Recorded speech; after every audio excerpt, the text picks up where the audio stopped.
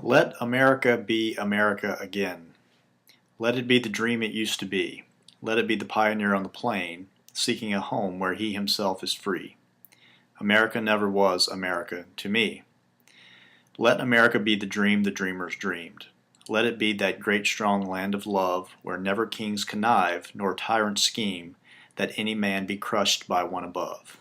It never was America to me. Oh, let my land be a land where liberty is crowned with no false patriotic wreath, but opportunity is real and life is free. Equality is in the air we breathe. There's never been equality for me, nor freedom in this homeland of the free. Say, who are you that mumbles in the dark, and who are you that draws your veil across the stars? I am the poor white, fooled and pushed apart. I am the Negro, bearing slavery scars. I am the red man driven from the land. I am the immigrant, clutching the hope I seek, and finding only the same old stupid plan of dog eat dog, of mighty crush the weak. I am the young man, full of strength and hope, tangled in that ancient endless chain of profit, power, gain, of grab the land, of grab the gold, of grab the ways of satisfying need, of work the men, of take the pay, of owning everything for one's own greed. I am the farmer, bondsman to the soul. I am the worker sold to the machine. I am the Negro, servant to you all. I am the people, humble, hungry, mean. Hungry yet today, despite the dream. Beaten yet today, old pioneers. I am the man who never got ahead, the poorest worker bartered through the years. Yet I'm the one who dreamt our basic dream in the old world, while still a serf of kings. Who dreamt a dream so strong, so brave, so true, that even yet its mighty daring sings in every brick and stone, in every furrow turned, that's made America the land it has become. Oh, I'm the man who sailed those early seas in search of what I meant to be my home. For I'm the one who left dark Ireland's shore, and Poland's plain, and England's grassy lea, and torn from black Africa's strand, I came to build a homeland of the free. The free? Who said the free? Not me. Surely not me. The millions on relief today? The millions shot down when we strike? The millions who have nothing for our pay? For all the dreams we've dreamed, and all the songs we've sung, and all the hopes we've held, and all the flags we've hung? The millions who have nothing for our pay, except the dream that's almost dead today. Oh, let America be America again, the land that has never been yet, and yet must be. The land where every man is free. The land that's mine, the poor man's, Indian's, Negro, me, who made America, whose sweat and blood, whose faith and pain, whose hand at the foundry, whose plow in the rain, must bring back our mighty dream again. Sure, call me any ugly name you choose. The steel of freedom does not stain from those who live like leeches on the people's lives. We must take back our land again. America. Oh yes, I say it plain. America never was America to me, and yet I swear this oath, America will be. Out of the rack and ruin of our gangster death, the rape and rot of graft and stealth and lies, we, the people, must redeem. The land, the mines, the plants, the rivers, the mountains and the endless plain, and all the stretch of these great green states, and make America again. Hello everybody, my name is Eric Hodges. I'm the instructor for this course, The American Political Tradition. And that was me starting off by reading the poem Let America Be America Again by Langston Hughes. I think it's a great sort of introduction to the things that we're going to be talking about in the course. Because this course is really not necessarily about the everyday practice of American politics, but it's about the idea, the ideal behind sort of the American dream, right? The things that we all talk about, the land of the free, home of the brave. But Hughes, makes a very good point that that ideal has not been lived up to this day. And many people argue that the history of America is us trying to make that ideal into a reality. So we're going to take a look this semester at some of the key events that have created this ideal, and maybe where we've gotten off track in certain places and how we're trying to get back on track. So I'll start off by introducing myself. Eric Hodges. I just finished my PhD in 2014 from Virginia Tech. My PhD was in government and international affairs, and my area of research were military veterans. I was in the Marine Corps myself. I made the transition from the Marine Corps straight into college. It was a bit of a challenge for me. And when I went back to graduate school was when sort of the wars in Iraq and Afghanistan were coming to an end. So I knew that a lot of those guys would be facing greater challenges in most ways than what I faced. Being as they had served in combat and had a lot of the issues that we hear about that some veterans suffer today.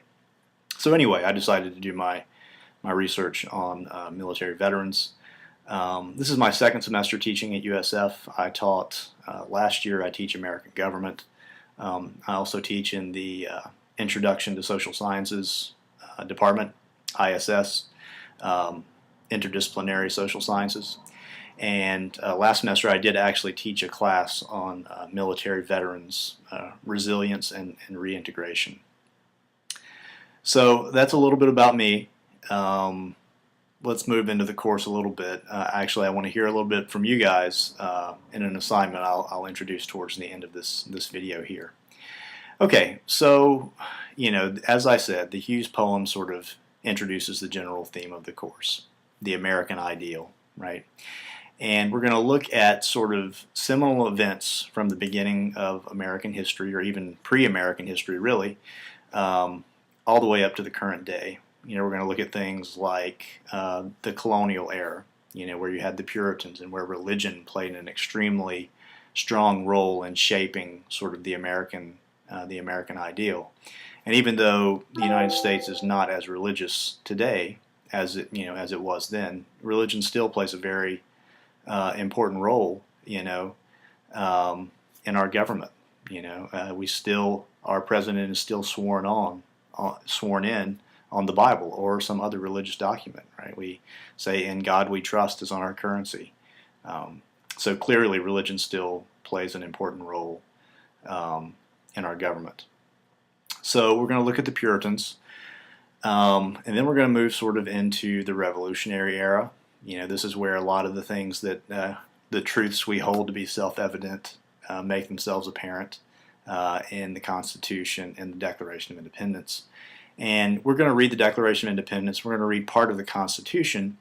But what I really want to focus on in this class is the debate between the Federalists and the Anti-Federalists. Right? The Federalists were the ones who were arguing for a strong central government, and the Anti-Federalists were making the point that there should be a certain amount of authority given to the national government, but there should also be a certain amount of authority vested in the state governments themselves, right? So that's where we get into this question of, strong national government versus states' rights, which has played an extremely important role in forming America's political philosophy. And, we've seen it sort of, come to a head in the Civil War, right? And that's sort of the culminating moment of this question of states' rights versus national rights. So we're going to look at the revolutionary era a little bit. Then we're going to move on towards sort of this notion of American individualism, the rugged frontiersman, Andrew Jackson as president, Ralph Waldo Emerson writing his essay on self-reliance, Thoreau talking about civil disobedience. So this notion of liberalism, right, where we're really enshrining the individual rights and individual accomplishments. Also, we're going to be looking at, so there are sort of two competing strands in American political philosophy. You could probably imagine, if I asked you that question, you would probably come back with, well, Republican and Democrat, of course, or liberal and conservative maybe, and you'd be right, even though those terms don't necessarily mean today what they meant classically or what they have meant throughout the years. So we're going to explore this notion of republicanism, going all the way back to sort of ancient Rome, classical republicanism, where the good of the public good is sort of paramount interest to the state, and the state's primary purpose is promoting the public good. This is sort of contrasted against classical liberalism. Liberalism is where maybe you could call it. A lot of people, equate liberal with the democratic today, but liberalism enshrines the rights of the individual liberty. It has the same root. Liberalism and liberty have the same root, right? So you have this great contrast, and it's one of these things that runs throughout American history, is trying to balance this notion of a public good, sort of a republican.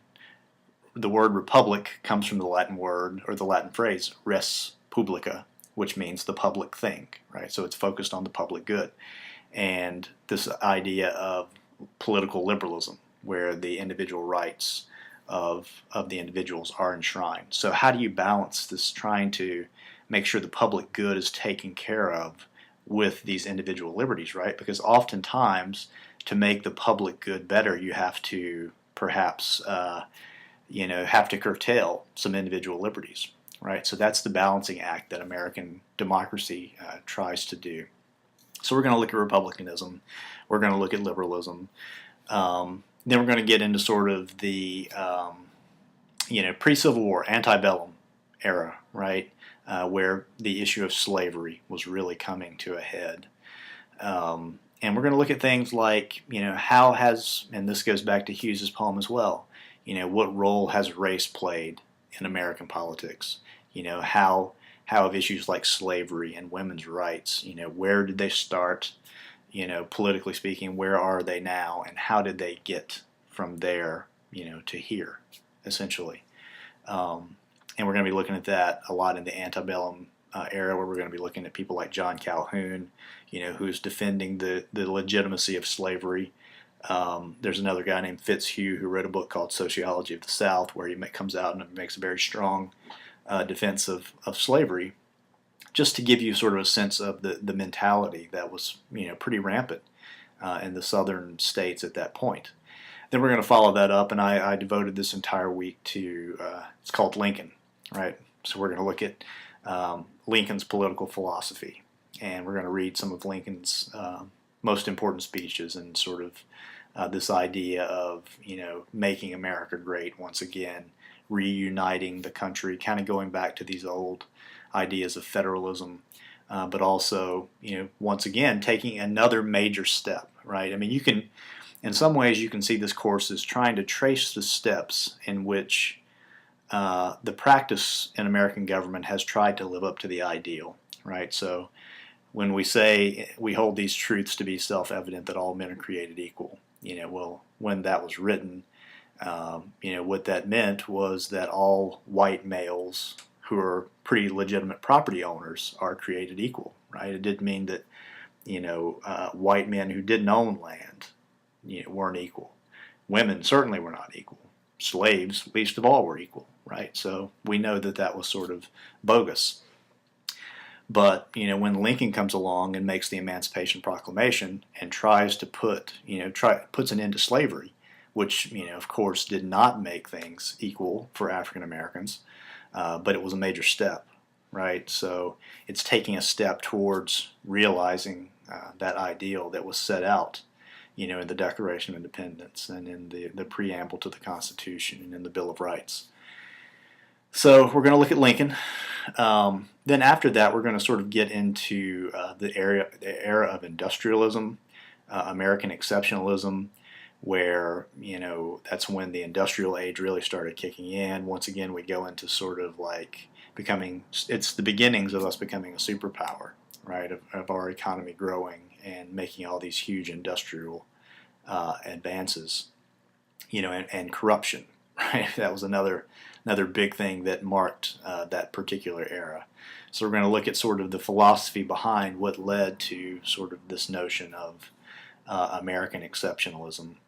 And that's when we start to get into sort of progressivism is the next sort of evolution of American political thought, right? Because we have this corruption that happens based on the industrial age, and people, sort of gathering all this wealth to themselves, the progressives came along and said, look, this has corrupted our government, right? We need to think about new ways to move forward. We need to think about other ways that we can move, take another step, right, towards realizing the ideals that were set out by the Founding Fathers. So then after progressivism is when we start getting into sort of a more modern era. And we start talking about World War I, America's policy of neutrality, how that obviously didn't work in World War I, World War II. We'll start looking at how sort of around World War II with FDR, when the New Deal came into place, how social welfare programs started being taken on a lot more by the government, and how the size of the government increased. And after sort of FDR, we'll get into post-World War II America, where we'll be talking a lot about the Cold War, right, and sort of how the Cold War between the United States and the Soviet Union affected American political theory, American foreign relations. We'll look at things like Eisenhower's domino theory. We'll talk about McCarthyism and communism in the United States.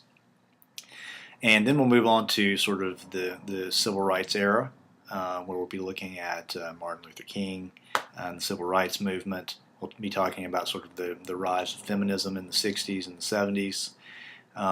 And we'll start to follow along with some of JFK's famous speeches and some of JFK's initiatives, trying to sort of trying to recapture that ideology that was expressed by the Founding Fathers.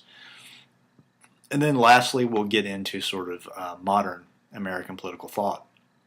We'll look at Reagan and Reagan's idea that government is not the solution, but government is the problem, right? So government is the problem, so you can't look at government to try to solve a problem, which is known as sort of the Reagan Revolution.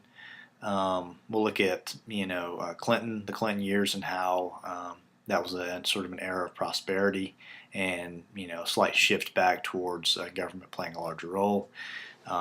And then we'll look at 9/11 a little bit, and we'll look at Obama as well. And then we'll end with the Tea Party, which is sort of where we currently are, and that'll sort of be the general trajectory of the course, and we'll kind of be able to track where we started, where we are now, and how exactly did we get here, and are we that far from where we started? So they're all interesting questions. So I want to go through the logistics of the course a little bit as well. Okay, so obviously this is an online class, so it's not going to be traditional classroom based.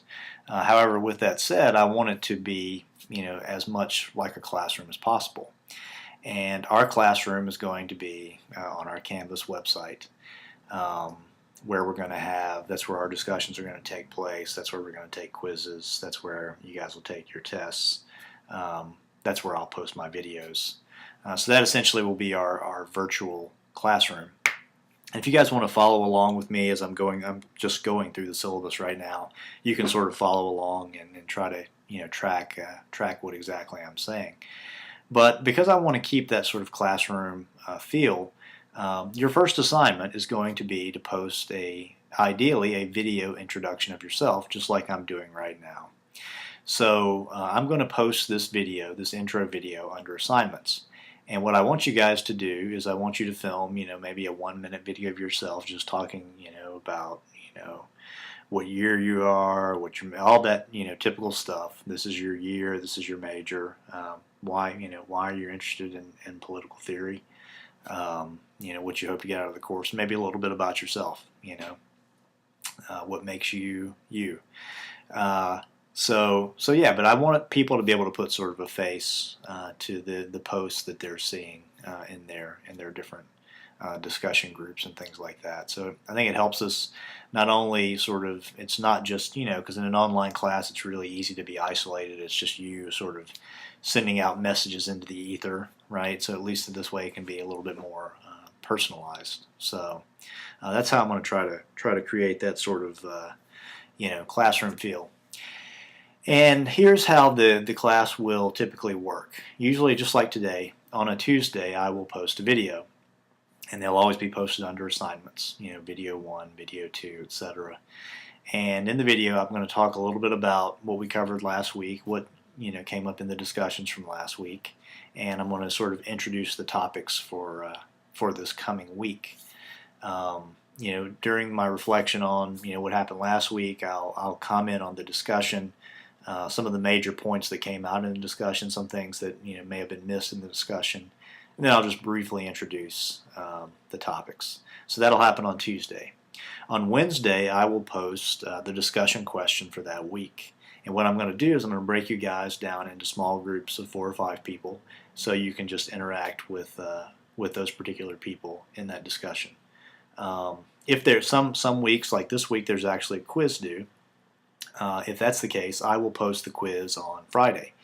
And all assignments for the course, whether it's the discussion, the video for this week, the quiz, they're all due by Saturday at midnight. That's sort of the cutoff point for the week. So that's typically how it's going to work. Okay. So there are no textbooks for the course, so you don't have to purchase anything, with the exception of one possible thing. But all the readings I have posted onto Canvas. So if you go under Canvas, you go to Files. Under Files, there should be a folder, Course Readings. And in that Course Readings folder, if you click on it, is a week by week, week 1, week 2. And it has all the readings posted in it. If it doesn't have, there will be a document for everything listed on the syllabus. But in some cases, the document will just be instructions on how to access this particular reading. Say if it's on a website, it'll say, go to this website to read this particular document. So, but in most cases, the reading is actually there. But in some cases, you will have to go to the web to do that. And I also wanted to make this this course is including many different types of media in it. Right? I didn't want to just do reading. I wanted you guys to be able to listen to stuff. I wanted you to be able to watch stuff. So one thing that you will need is you'll need iTunes on your computer, or at least access to iTunes on some other computer, because there's a program on iTunes called iTunes University. And what iTunes University is it's a collection of colleges and universities throughout the world who essentially make their courses free, right? The instructor will audio tape themselves and they'll upload it to iTunes, and there's the course. And throughout this semester, there are a few lectures that I found from these various courses around the world that I think speak really well to that particular week's topic. So rather than reading something for that week, maybe I'll have you listen to a lecture given by a certain professor.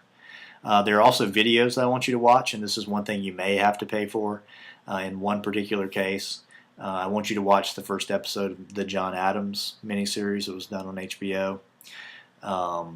So I think Join Us or Die, Join or Die is the name of the episode. It's possible you can go to a library and check it out for free.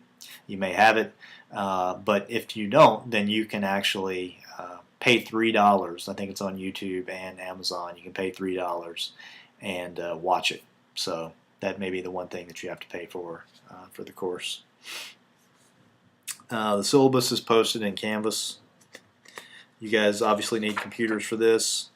Grading, 30% of your grade is participation, right? Because I think that's how we learn the best in this kind of class, right? Is by discussing these particular materials. So that's why I'm giving you such a high, percentage of your grade is for participation, because I want to make sure that you guys are engaging with the material and each other.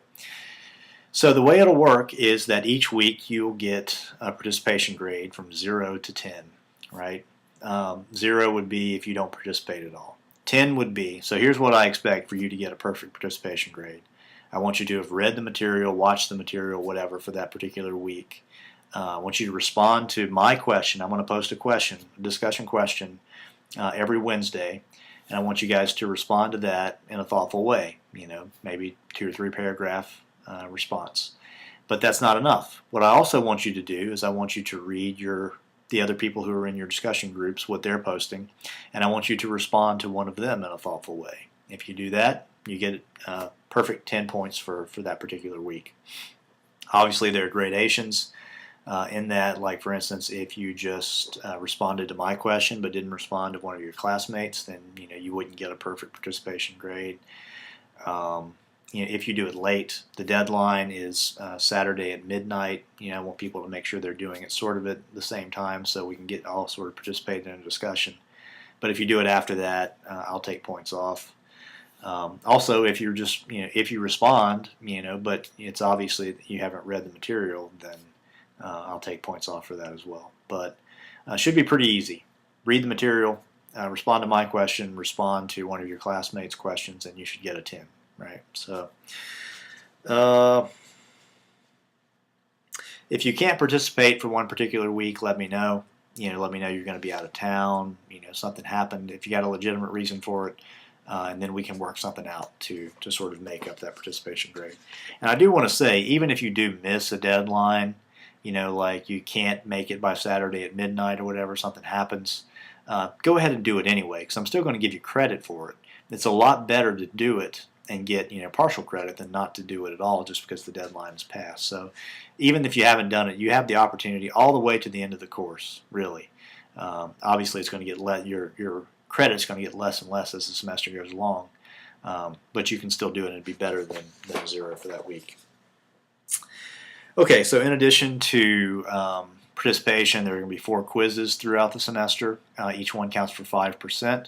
There's a quiz this week. It's on the syllabus, right? It's all the questions will be taken from stuff that you can find in your syllabus. The great thing about the quizzes is that they're all open book, right? So for this quiz on the syllabus, you can use the syllabus. The reason I make it open book is that I put things on the quiz that I think that you guys need to know. So I want to make sure that you're looking at those particular things. But right there, that's 20% of your grade. So it's all open book. So the quizzes are open book, I should say. Not everything is open book.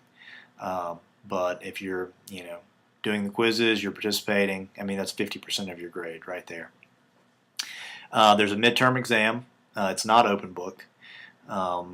It's also worth 20% of your grade. The format is very similar. It's going to be taken on Canvas, just like the quizzes.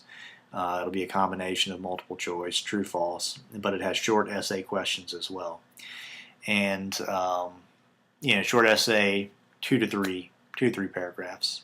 I'll post a midterm study guide. It won't be every single question, but it'll say make sure you're familiar with these broad themes that we've covered so far. And then finally, there is a 6 to 8 page double-spaced paper.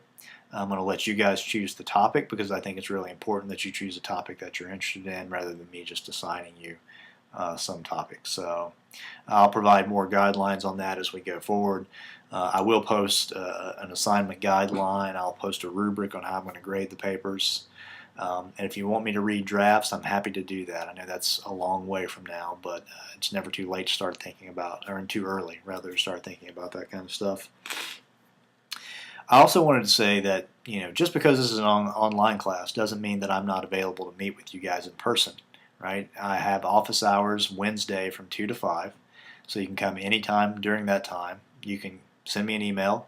We'll set up an appointment. We can meet at another time if that time doesn't work for you. My office phone number is listed on the syllabus, so feel free to give me a call at any time if you have any questions. But I'm more than happy to meet with you guys in person if you feel the need come up. So there are course policies as well. I think they're pretty standard for USF. But do read over those because it has some important information in them. And then the last thing on the syllabus is the course schedule, right? So you can see kind of just like for this week, let's say, where are we? Week 1, right? So we're week 1 right here. It tells us the week in this column. Our topic for this week is the introduction. We're introducing the course, introducing ourselves. The readings for this week, the syllabus, the Mayflower Compact, which you can find on Canvas under the course readings, week 1. And then assignments that are due for that particular week. So assignment 1 is for you to do what I'm doing now and introduce yourself on Canvas by replying to my assignment, right? And then there's quiz 1. I'm going to post that on Friday, and it's due by Saturday at midnight. It's open book. It's on the syllabus, right? And you can do that for every week, essentially follow along with what's happening in our course. I think that's it. So that's basic introduction. I'm really excited about this course. I think it's going to be a lot of fun. I'm looking forward to working with you guys. If you have any questions, let me know, and I'm looking forward to reading in some cases and seeing your video introductions. So I hope you have a great week. Hope your classes are going well, and if you have any questions about anything, let me know. Thanks.